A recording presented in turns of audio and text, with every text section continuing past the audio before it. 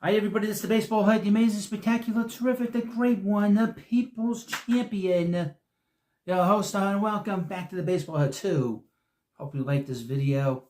Hit that subscribe button as we begin the 2025 Major League Baseball season. We're going to talk about all the prospects to watch for every team in Major League Baseball. And MLB's come up with this wonderful article. I'm going to read you it so you get an idea of who we're going to talk about in Major League Baseball in the years to come. So just keep it where it is. You want to subscribe to this channel. Top prospects to watch in AAA, one for each organization. We're going to jump completely to the players, because that's what you're here for. Let's start in the American League East. The Blue Jays. Orelvis Martinez, a second baseman and third baseman. Martinez got a half season with Buffalo last year where he hit 17 homers and slugged 523 in 74 games before being called up and immediately suspended for a positive PED test.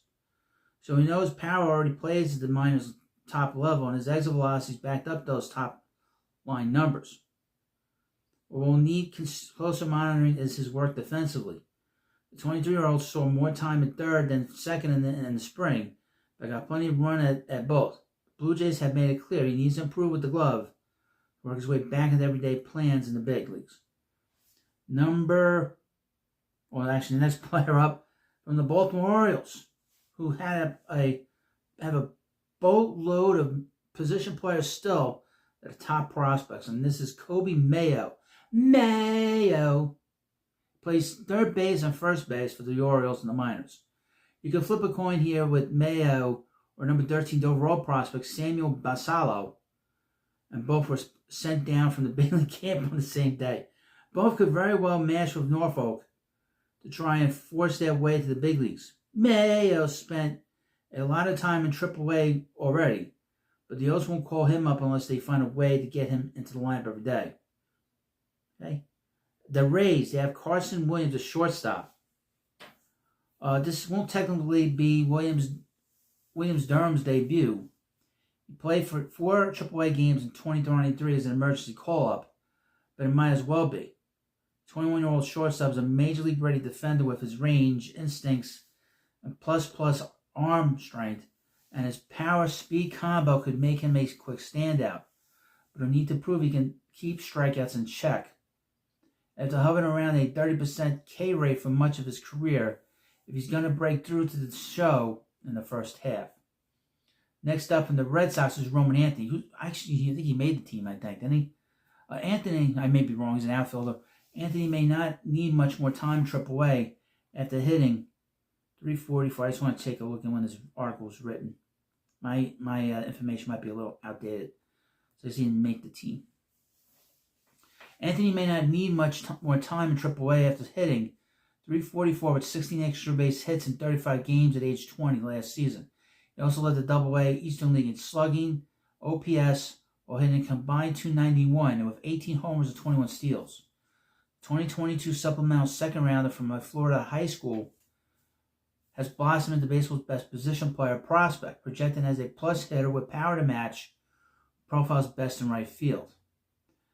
The next player is from the New York Yankees, Spencer Jones. Is an outfielder. Jones offers one of the more interesting combinations of size at 6'7", 235 pounds, and athleticism in the minors, but he also comes with serious swing and miss concerns. A 2022 first rounder from Vanderbilt, he has totaled 33 homers and 68 steals in his first 2 full pro seasons, but also finished second in the minors with 200 strikeouts while hitting 259 AA last year. That's a problem. Can't be striking out that much. Not 200 times in the minor leagues. That means it's going to be higher in the majors. Here's the American League Central. Let's start off with the Guardians. C.J. Kayfus, a first baseman outfielder. Known as a hit-over power guy throughout his amateur career, Kayfus found what a weird name, Kayfus. C.J. Kayfus found more pop when the Guardians encouraged him to attack drivable pitches early in counts and looked to launch them in the air to his pull side. Selecting the third round of Miami in 2023, he hit .291 with 17 homers in 107 games while advancing to AA in his first full pro season. C.J. Kayfus. Next up from the Royals, and their farm system starting to percolate a little bit. Obviously, they went to the postseason last year. I expect them to be contending. The American League Central is going to be very competitive this year. I don't know if it's going to be. It's not going to be a great division. They're basically fodder for whoever plays them in the postseason. But you get some really good teams here. At least 4 teams could be fighting it out. The Guardians, the Royals, the Tigers, the Twins. I know everybody's picking the Twins, but keep an eye on the Tigers. But anyway, let's get to the Royals. Those who are hoping for Jack Caglianone here will have to wait a touch longer since he's slated to open at Double-A. Noah Cameron, who was a left-handed pitcher, took his performance to a new level when he joined Omaha in 2024, posting a 2.32 ERA with 62 strikeouts and 54 in the third innings. His curveball, changeup, and overall control are all above average, and his pitchability should contribute meaningfully to Kansas City's starting depth this summer. Next up from the Tigers, Jace Jung, a third baseman, second baseman. Jung was considered the favorite to win Detroit's third base job for opening day, but was optioned to Toledo on March 17th after a rough spring. Despite that performance, he still brings above average power, and he makes solid swing decisions. He'll need to display those skills more consistently in March and April and improve defensively at the hot corner to elbow his way back into the Major League conversation. Next up is from the Twins, Luke Keschall, second base, outfield, first baseman. Still recovering from Tommy John surgery, Keschall is ready to swing the bat full-time. He's picked up 26 Grapefruit League plate appearances, but he's building up more slowly defensively. He's getting more reps in the field, but won't be playing every day or full games out of the gate. He's worth the price of admission just to watch him hit, though. After a 303 batting line with 15 homers and 23 steals between High A and Double A in his first full season a year ago. Next up, the worst team in baseball by far, and the White Sox are going to probably have, they lost 121 games last year, the most losses in Major League Baseball. I don't see them being much better. Probably 110 losses this year. I don't think they'll be historically bad like they were last year, but they're going to lose a lot of games. They're going to be really, really bad. They have a catcher named Kyle Teal. Best prospect among the 4 the White Sox acquired from the Red Sox in the Garrett Crochet trade in December. Teal should get the call to Chicago and take over the catching job in the near future. A gifted hitter with a higher offensive ceiling than most backstops, he had 288 with 13 homers and 12 steals in 112 games between Double and Triple A in his first full pro season. He also continues to improve defensively. He spends more time behind the plate. He should be here this year. I mean, the White Sox have nothing to win, nothing to play for, other than developing their players. And that trade with the Crochet is going to help them in the long run. The American League West. First up, one of the most inept organizations of baseball, the Angels. Caden Dana, right-handed pitcher. There were many who thought Dana would land the big league rotation at the start of this season after making 3 starts with LA last September. But as much as he dominated Double-A in 24, it should be noted he's not pitched at this level at all, and will be just 21 for all of this season. There's been plenty of time with the big league club this year. The Angels don't have a farm system because they call these guys up. They never let them develop. And I wonder how much that hurts the development of their players when they bring them up so quickly. The Astros. Yes, the Astros. We're still kind of on the outside looking in. I mean, they're still on the inside looking in, but looking out. But their dynasty's over. We got Bryce Matthews, a shortstop, third baseman. Suburban Houston product whom the Astros selected 28th overall in the 23 draft. Matthews combines at least plus raw power of similar speed. He reached Triple-A in his first full pro season, hitting a combined .265 with 15 homers and 32 steals in 79 games between 4 levels, and could be the club's second baseman of the future after predominantly playing there in winter ball. Next up is the homeless A's. This is the other team that's homeless. The Rays are homeless. I didn't mention that. But the A's are a homeless team, and we have Nick Kurtz here, first baseman. They're going to be a good team. I think they're going to surprise a lot of people. They can win 80 games. 75 to 80 games, I think, because they have a good lineup and they're not Oakland anymore. So I think that'll help them. Kurtz has just 110 plate appearances, 50 during the regular season, 60 in the Arizona Fall League, since he signed as the number 4 overall pick in the 2024 draft. It's pretty clear, though, that it shouldn't take him very long to be ready. Where he'll play with the A's remains a question, but we won't complain about seeing him put on massive numbers in Vegas. He's not going to be in Vegas yet. They still have to jump through a couple of small hurdles. Next up, the Mariners. They have Cole Young, a shortstop, second baseman. The Mariners, I don't know what the hell they're doing as an organization. It's a disaster. They have all this pitching. They did nothing this offseason. They need some big everyday players, and they haven't done anything. There was talk that Young could get a look at second base for the big league club this spring, a job that looks like it's going to be going to Ryan Bliss. Instead, the 21-year-old infielder will head to Tacoma for the first time and see how his advanced approach plays against pitching at that level. He also could keep getting reps on both sides of second base after a year that saw him improve his glove work at short. Next up, at the Rangers, Emiliano Toedo. Now, they have a very good farm system, the Rangers. They have a lot of pitching coming up to the surface. It's not above the surface. Jack Leiter, Kuma Rocker. They still have a lot of prospects in their minor league system. They were bad. They were one of these teams that tanked for a while, and they spent a lot of money in 22, and then they spent a lot of money in 23, and then they got the postseason and that year and won the World Series with Bruce Bochy. And I expect them to have a big year there in the American League, based on the fact that the Yankees took a major hit with the injuries this spring training.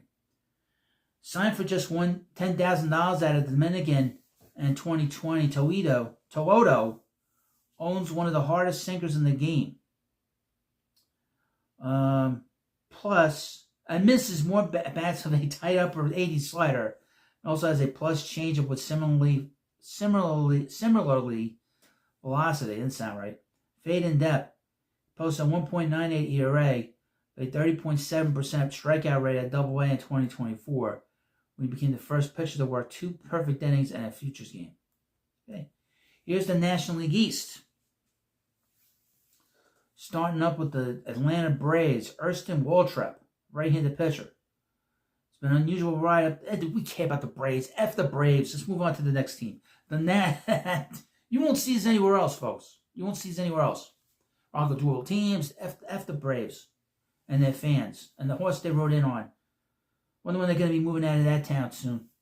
Marlins, I would mention. Atlanta Braves, prior to them going to Georgia, they were one of the failed franchises in baseball history. Didn't win a World Series other than in 57. Couldn't hold on to Henry Aaron. And they were a failure in Boston. Just wanted to mention that. Let's move on. The Marlins, Augustin Ramirez, a catcher, first baseman. Main prospect in the trade that shipped Jazz Chisholm Jr. to the Yankees last July. Ramirez had .267 with 25 homers and 22 steals in 126 games between Double A and Triple A. A catcher who could post a 2020 season is intriguing and interesting. Though his well above average raw power is much more likely to play like that in the majors than his well below average speed. His defense is a work in progress, we'll see. And next up is the New York Mets. Look at that. Brandon Sprout, right-handed pitcher. Sprout touched 99 in front of StatCast this spring, displaying the velocity that partly fueled his 24 breakout that saw him rise 3 levels in his first full season. The 24-year-old right-hander will search for consistency in AAA, where he had a 7.53 ERA and 7 starts late last year. But a slider and changeup give him the arsenal to dominate in his return. New York's rotation depth is already being tested in multiple injuries, and Sprout has a chance to be a big-time contributor as early as the first half. He could be with the Mets in May. He is a guy that has a lot of experience in big games and pitched for Florida in college. He's a 4-year player, so he has a lot of experience and a lot of innings. So the Mets aren't going to have really an innings limit on him, as opposed to some of these other pitchers that are that are popping up to the minor leagues that are at his level. So the Mets have a real good shot to get him and get him to pitch the full season and not have to worry too much about his innings. If they do, it means they've gone to postseason and trying to watch him. Next up is the Nationals. And they have third baseman Brady House. 2021 11th round pick fell out of the top 100 after a rough introduction to AAA of Rochester last year. He chased pitches out of the zone at a 43% clip, leading to just a 280 on base percentage. Wow. House still has plus power potential, and his third base defense continues to improve, giving Washington hope he can own the hot corner in D.C., but he'll need to hone in that approach as a Red Wing first. Next up was the Phillies. They got an outfielder named Justin Crawford. Crawford had a combined .313 last year, 42 steals between High A Jersey Shore and Double A Reading. He played just 40 games with Reading, then played for Team USA in the Premier 12 before going 4 for 11, a pair of steals this spring. The speed will play at any level, and if it keeps showing improvement in driving the ball, he'll be ready soon. The National League Central. We got the Brewers have Jacob Misiorowski, right-handed pitcher. Misiorowski was used primarily as a reliever during his first foray in the AAA late last year, but is expected to join Nashville's rotation to begin in 2025. At least initially, his elite package of pitches is worth trying in longer spurts, but would likely dominate in shorter ones. 6'7" hurler didn't exactly show command improvements this spring either, and that specific skill will be worth following in his time as a sound. Next up is the Cardinals' Quinn Matthews, left-handed pitcher. What does the 24 minor league pitching prospect of the year have in store for an encore? A major league debut would be a good start. Now, the Cardinals are a mess. They really are. They got some old players. They can't get rid of Arenado. They wanted to get rid of him. They couldn't get rid of him. They let Paul Goldschmidt go to the Yankees. They are a mess. And they got Wilson Contreras. Well said. I'm sorry. They pulled him out from behind the plate. He's playing first now. That's a bad team. They have no direction. And now they got Chaim Bloom that's going to be running them next year. Oofa. They're in big trouble. They're in big trouble. Next up is the Cubs. And they got Cade Horton, a right-handed pitcher. Horton was on course to make his big league debut last year before he strained his shoulder in his fifth AAA start, ending his season. Wow. Number 7 overall pick in 2022 draft out of Oklahoma. He's easily the best pitching prospect in the Cubs system and features a plus mid-80s slider with 2 plane depth and a mid-90s fastball that reaches 98 miles per hour when he's healthy. Next up, from the Pirates, they got Bubba Chandler, right-handed pitcher. Sure, we all were hoping to see Chandler in Pittsburgh from the get-go after his impressive 24 season that saw him finish with an 11.9 strikeout rate and 189 batting average. Again, it's capped up by a dominant 7-start stretch in AAA. His 2 perfect innings and his spring breakout start created more buzz, and now we'll wait and see if he can follow a Paul Skeens-like arc to the big leagues. Now, Paul Skeens is going to have a huge year. And they're another team that's got good pitching, and they did absolutely nothing this offseason. The Pirates can go from a team that is, a second-run team, second, afterthought, to a contender if they made the right moves with their everyday players, and they didn't do that. Next up is the Reds. Chase Petty, a right-handed pitcher. The Reds have 5 top 100 prospects at present, and would surprise no one if Petty pitched his way on as well this year if he isn't called up first. He's made a very impressive transformation from the pure thrower who could touch 100 to complete pitcher with a starter's profile, a 4-pitch mix. The slider and cutter are particularly effective at missing bats. The Reds are the team to watch this year in the National League. Okay, especially in the National League Central. I'm not big on this Central Division. Okay, in my opinion, the Brewers are going to be good. The Cubs are going to be good. The Cardinals are going to be bad. The Pirates are a disappointment. But keep an eye on the Reds. They have a big manager there, and Terry Francona. They got rid of David Bell.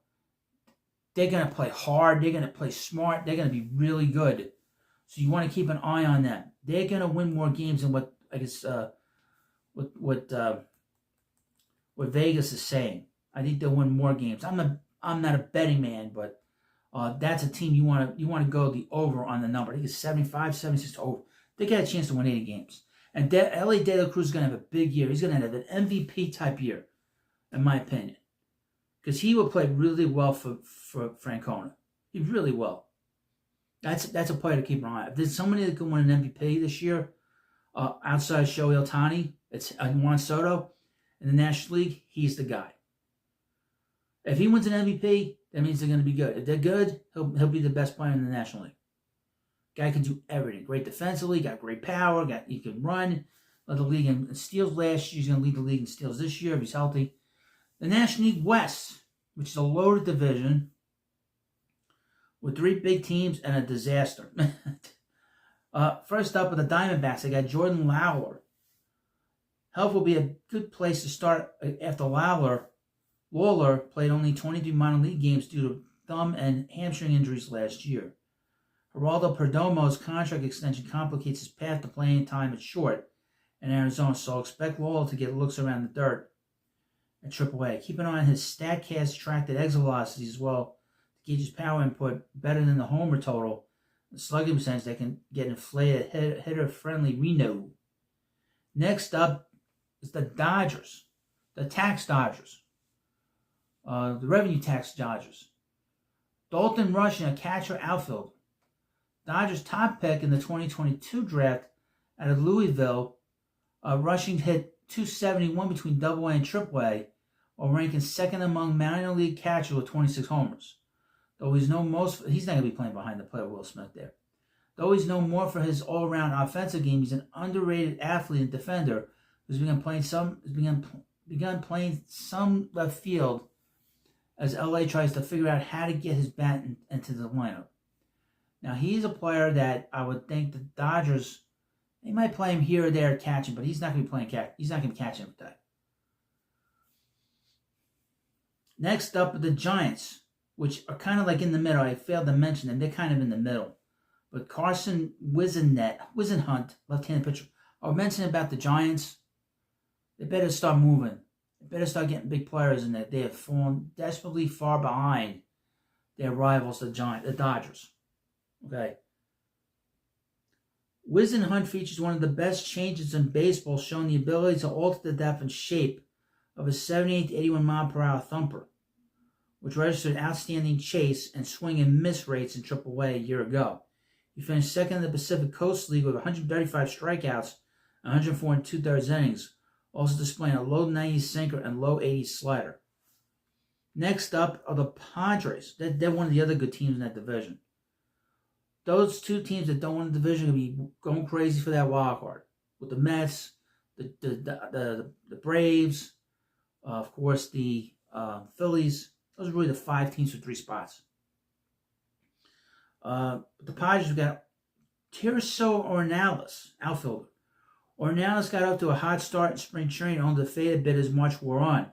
He was optioned to El Paso on Sunday, with Brandon Lockridge taking the final outfield spot on San Diego's roster. Fear not, 25-year-old Ornelas could earn that major league debut if he gets his left-handed hitting power back up to 2024 levels.